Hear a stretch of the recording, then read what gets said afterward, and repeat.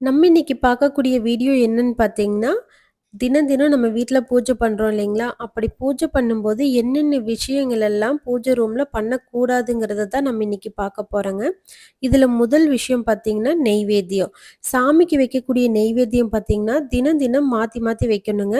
ஒரே நெய்வேத்தியம் வந்து இப்ப கற்கண்டே வச்சிருக்கிறோம். கடலை இல்லன்னா, நம்ம சின்ன ஒரு ஃப்ரூட் இந்த மாரியெல்லாம் வச்சிருக்கிறோம். இது வந்து வாடல, நம்ம நாளைக்கு இதுவே யூஸ் பண்ணிக்கலாம். இப்படியே இருக்கட்டும்னு சொல்லி விடக்கூடாதுங்க.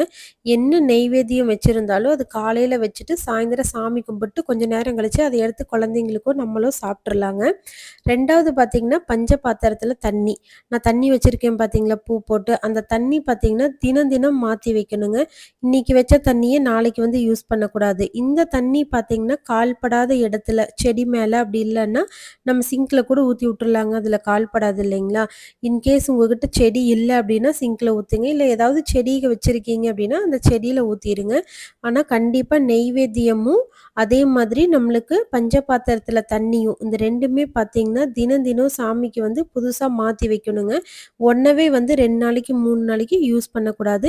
செவ்வா, வெள்ளி மட்டும் பூஜை பண்றீங்க அப்படின்னாலும் ஒண்ணும் பிரச்சனை இல்லைங்க. செவ்வாய்க்கிழமை அன்னைக்கு, வெள்ளிக்கிழமை அன்னைக்கு நீங்க வச்சு சாமி கும்பிடுறத, ஈவினிங் சாமி கும்பிட்டு அத எடுத்து குழந்தைங்க, பெரியவங்க இந்த மாதிரி நம்ம யாராவது குடுத்துறலாம். இல்ல நம்மளே கூட சாப்பிட்டுறலாங்க. 3வது குறிப்பு என்னன்னு பார்த்தீங்கன்னா, தீபம் ஏற்றும் முறை. தீபம் ஏத்துறதுக்கு முன்னாடி நம்ம என்னெல்லாம் கவனிக்கணும் அப்படின்னு பார்த்தீங்கன்னா, விளக்குல வந்து பச்சை கலர்ல பாசி மாதிரி படிஞ்சிருக்குதான்னு பார்க்கணும். கருப்பு கலர்ல எங்கேயாவது சாமியோட ஃபேஸ்ல வந்து எண்ணெயோட கரைகள் இருக்கான்னு பார்க்கணும். இப்படியெல்லாம் இருந்துச்சுன்னா, விளக்க வந்து நீட்டா கிளீன் பண்ணிட்டு, அதுக்கப்புறமா மஞ்சள் குங்குமம் இட்டு தான் நீங்க தீபம் போடணும். தீபம் போடும்போது கூட பார்த்தீங்கன்னா, முதல்ல எண்ணெய் ஊற்றிட்டு, அதுக்கப்புறமா தான் திரி போடணுங்க. ஒரு சிலர் இன்னுமே பார்த்தீங்கன்னா, திரி போட்டுட்டு எண்ணெய் ஊத்துவாங்க. அந்த மாரி வெறும் விளக்குல வந்து நம்ம திரி வந்து போடக்கூடாதுங்க. எப்பவுமே எண்ணெய் இருக்கக்கூடிய விளக்குல தான் நம்ம திரி போட்டு அதுக்கப்புறமா சுடர் எரிய விடணும். அப்படியே நீங்க தீபம் ஏத்துனதுக்கு அப்புறமா பார்த்தீங்கன்னா, அந்த சுடரானது பார்த்தீங்கன்னா, நின்னு நிதானமா சின்னதா எரியணுங்க. ரொம்ப சுடர் வந்து பெருசா கபகபான்னு எரியக்கூடாது. அது எப்ப பண்ணுவாங்க அப்படின்னா, ஏதாவது உக்கிர பூஜையெல்லாம் பண்ணுவாங்க இல்லைங்களா? அதுக்கு தான் வந்து தீபத்துல வந்து சுடர் நல்லா பெருசா எரிய விட்டு பண்ணுவாங்க. நம்ம வீட்ல செய்யக்கூடிய பூஜைகள் பார்த்தீங்கன்னா, ரொம்ப சின்னதா அழகா நின்னு எரியிற மாரி நம்ம தீபம் வந்து ஏற்றி வழிபடணுங்க. 4வது முக்கியமான குறிப்பு என்னன்னு பார்த்தீங்கன்னா, தீபம் ஏற்றும்போது செய்யக்கூடாத விஷயங்கள். ஒரு சிலர் தீபம் ஏத்தும்போது பார்த்தீங்கன்னா, பாப்பாங்க, குழந்தைங்கலாம் இருந்தாங்கன்னா, அவங்க கிட்ட பேசிட்டே தீபம் ஏத்துவாங்க. யாராவது கூப்பிட்டுட்டு இருப்பாங்க, அவங்களுக்கு பதில் சொல்லிட்டே தீபம் போடுவாங்க. இந்த மாதிரியெல்லாம் பண்ணக்கூடாதுங்க. ஒரு சிலர் பார்த்தீங்கன்னா, வீட்ல இருக்கக்கூடிய ப்ராப்ளத்தெல்லாம் மனசுல நெனச்சுக்கிட்டே தீபம் போடுவாங்க. இந்த மாதிரி தீபம் போடக்கூடாதுங்க. நம்ம ஏற்றக்கூடிய தீபம் பார்த்தீங்கன்னா, நம்ம வீட்ல இருக்கக்கூடிய இருள விலக்கி ஒரு ஒளியையும், ஒரு பாசிட்டிவையும் கொண்டு வரணுங்கிறதுக்காக நம்ம ஏற்றக்கூடிய அந்த தீபம்.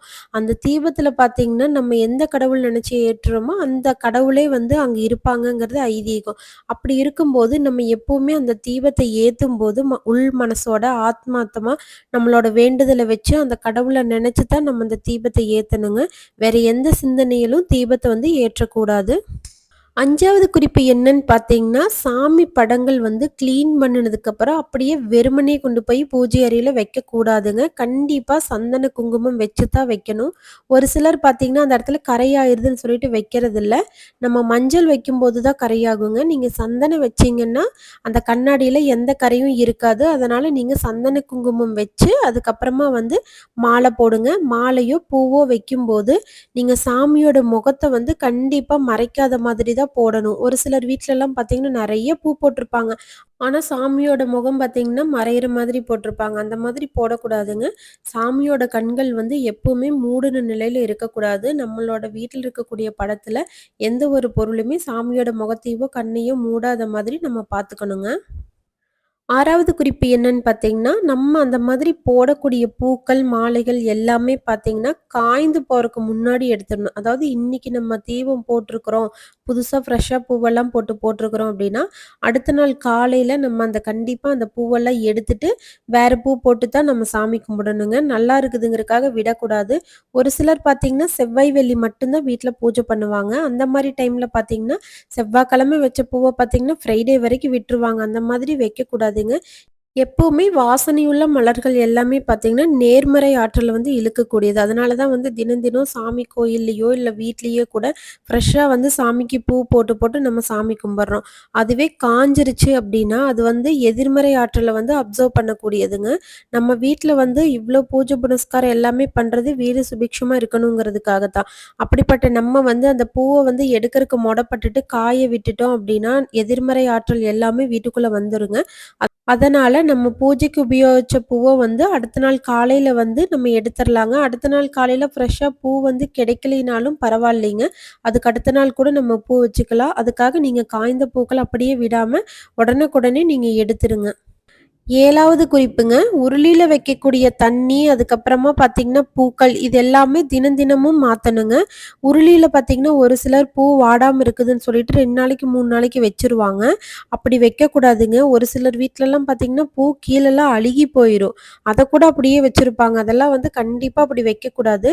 நம்ம உருளில பூ வைக்கிறதே பார்த்தீங்கன்னா, எதுக்காகன்னா, வீட்டுக்கு கண் திருஷ்டி வந்து எதுவும் படாம இருக்கணுங்கிறதுக்காக தான். அந்த திருஷ்டி எல்லாமே இழுத்துக்குங்கிறதுக்காக தான். அதைவே வந்து நம்ம அழுகி போற அளவுக்கு விட்டுட்டோம் அப்டின்னா, அதுவே ஒரு நெகட்டிவிட்டி வந்து கொண்டு வந்துருங்க. அதனால உருளிலயும் பார்த்தீங்கன்னா, நீங்க தினம் தினம் வந்து பூக்களையும், தண்ணியும் வந்து நீங்க மாத்தி வச்சுட்டே இருக்கணும். அதே மாதிரி ஒரு சிலர் வந்து டம்ளர்ல எலுமிச்சம்பழம் போட்டு வைப்பாங்க. அந்த மாரி வச்சாலும் நீங்க தினம் தினம் அந்த எலுமிச்சம்பழத்தையும், தண்ணியும் கண்டிப்பா மாத்தணுங்க. 8வது குறிப்பு பார்த்தீங்கன்னா, தூபக்கால். தூபக்கால் பார்த்தீங்கன்னா, ஒரு சிலர் வந்து வீட்ல இரும்பு வந்து யூஸ் பண்ணுவாங்க. அப்படி இரும்பு தூபக்கால் வந்து நம்ம யூஸ் பண்ணணும் அப்படின்னா, வீட்டுக்கு வந்து தோஷம் ஏற்படுங்க. அதனால பித்தாளையில அப்படி இல்லன்னா மண்ணுல கூட இப்ப விக்கிறாங்க. அத கூட வாங்கி நீங்க யூஸ் பண்ணலாம். நம்ம வந்து இரும்புல இருக்கக்கூடிய தூபக்கால் வந்து எப்பவுமே வீட்ல பயன்படுத்தக்கூடாதுங்க. 9வது குறிப்பு என்னன்னு பார்த்தீங்கன்னா, விளக்கு வந்து அப்படியே கீழ வச்சு பயன்படுத்தக்கூடாதுங்க. எந்த விளக்கா இருந்தாலும் பரவால்ல. காமாட்சி தீபமா இருக்கட்டும், இல்ல மண் தீபமா இருக்கட்டும், எதுவா இருந்தாலும் கீழ ஒரு தட்டோ, இல்ல மணையோ வச்சு தான் பயன்படுத்தணுங்க. நான் பார்த்தீங்கன்னா, விநாயகருக்கும், மகாலட்சுமி தாயாருக்கும் தட்டு, மண 2மே வச்சு தான் யூஸ் பண்ணுவேங்க.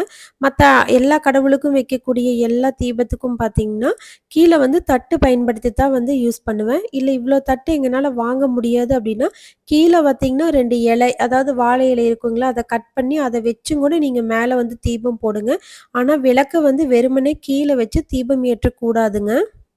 10வது குறிப்பு என்னன்னு பார்த்தீங்கன்னா, பூஜை அறையில தெற்கு பார்த்து வந்து தீபம் வந்து ஏற்றக்கூடாதுங்க. அதே மாரி தெற்கு திசையில நின்னு நம்ம தீபாராதனை, இல்லன்னா தீப தூப ஆராதனை எதுவுமே காட்டக்கூடாதுங்க. தெற்கு நோக்கி நின்னு நம்ம வந்து ஒரு கோலம் போடக்கூடாது. தெற்கு நோக்கி வந்து கோலம் ஸ்டார்ட் பண்ணக்கூடாது. இது எல்லாமே உங்களுக்கே தெரியும்னு நெனைக்கிறேன். இருந்தாலும் வந்து நான் இதையும் பதிவு பண்றேங்க. தெரியாதவங்க தெரிஞ்சுக்கட்டுங்கிறதுக்காக. 11வது குறிப்பு என்னன்னு பார்த்தீங்கன்னா, பூஜை ரூம் பார்த்தீங்கன்னா, எப்பவுமே ஒரு சிலர் கிளீன் பண்ணிட்டே இருப்பாங்க. அப்படி தொடச்சுட்டே இருந்தா தொடச்சுட்டே போயிரும்ன்னு சொல்லுவாங்க இல்லைங்களா?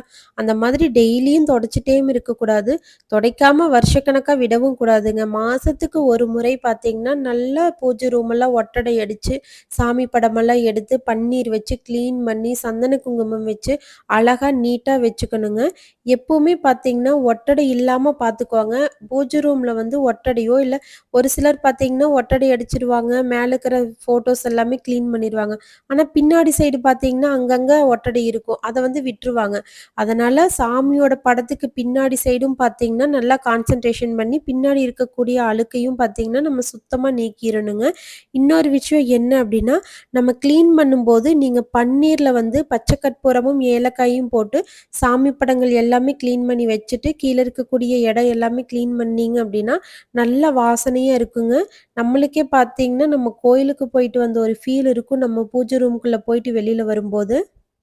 12வது குறிப்பு என்னன்னு பார்த்தீங்கன்னா, நம்ம வந்து சாமிக்கு வந்து ஸ்லோகம் சொல்லும்போது ஒரு சிலர் கீழ உட்காந்து சொல்லுவாங்க இல்லைங்களா? நான் எல்லாமே பார்த்தீங்கன்னா, கீழ உட்காந்து தான் வந்து எல்லா சாமிக்கும் ஸ்லோகம் வந்து படிச்சுட்டு, அதுக்கப்புறமா தான் நான் வந்து திருநீரெல்லாம் வச்சுட்டு நான் வெளியில வருவேங்க. அப்படி பண்ணும்போது பார்த்தீங்கன்னா, வெறுமனே கீழ உட்காந்து நம்ம பண்ணாம, கீழ வந்து பாய், குட்டி குட்டி பாய் விக்குதுங்க. அந்த மாரி பாய் போட்டுக்கலாம். அப்படி இல்லன்னா, சின்ன வந்து ஒரு துணி மாதிரி அதுக்குன்னே வச்சுக்கிட்டு போட்டுக்கலாங்க. அந்த துணி போட சொல்லியிருக்காங்க அப்படிங்கிறக்காக நம்ம யூஸ் பண்ணுவோம் இல்லைங்களா? அந்த மாதிரி ட்ரெஸ்ஸு, இல்ல ஷாலு, இல்ல கிழிஞ்சு போன ட்ரெஸ் இருக்கும்ல, அத கிழிச்சு எடுத்து வச்சுக்கலாம். இல்லன்னா பெட்ஷீட் வந்து கொஞ்சம் கிழிஞ்சிருக்குது, அத வந்து கிழிச்சு கரெக்ட்டா உட்கார்ற அளவுக்கு எடுத்து வச்சுக்கலாம். இல்ல பக்கத்திலேயே வந்து கரி துணி இருக்குது, அத எடுத்து போட்டு உட்காந்துக்கலாம். அந்த மாதிரியெல்லாம் பண்ணாம, கீழ உட்காந்து நம்ம ஸ்லோகம் படிக்கிறதுக்குன்னே ஒரு ஒரு ஷால் மாரியெல்லாம் விக்கிறாங்க இல்லைங்களா? போத்தி விடுவாங்கல்ல ஷால். அந்த மாதிரி ஷால் ஏதாவது ஒண்ணு வாங்கி வச்சுக்கோங்க. நான் அந்த மாதிரி தான் எல்லோல ஒண்ணு, பிங்க்ல ஒண்ணு வாங்கி வச்சிருக்கிறேங்க. 2ம் மாத்தி மாத்தி நான் யூஸ் பண்ணிக்குவேன். இது வந்து துவைச்சு போடும்போது, அத வந்து நான் யூஸ் பண்ணிக்குவேன். அந்த மாரி பண்ணிக்குவேங்க.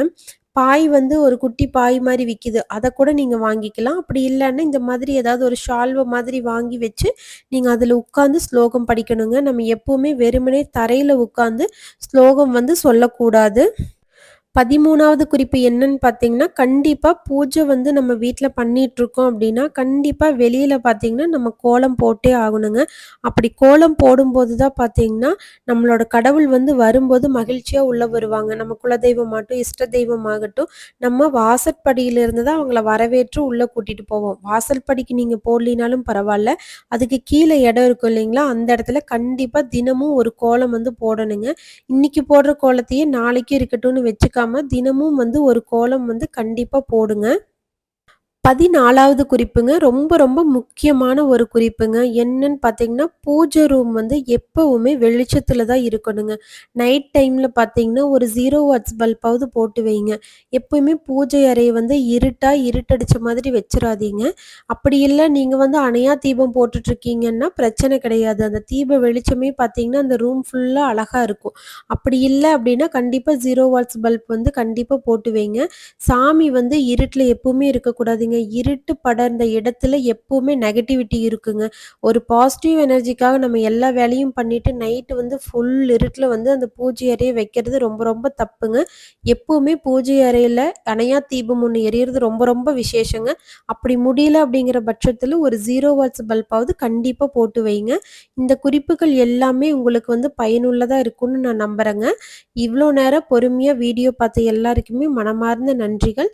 தேங்க் யூ ஃபார் வாட்சிங். Love you all.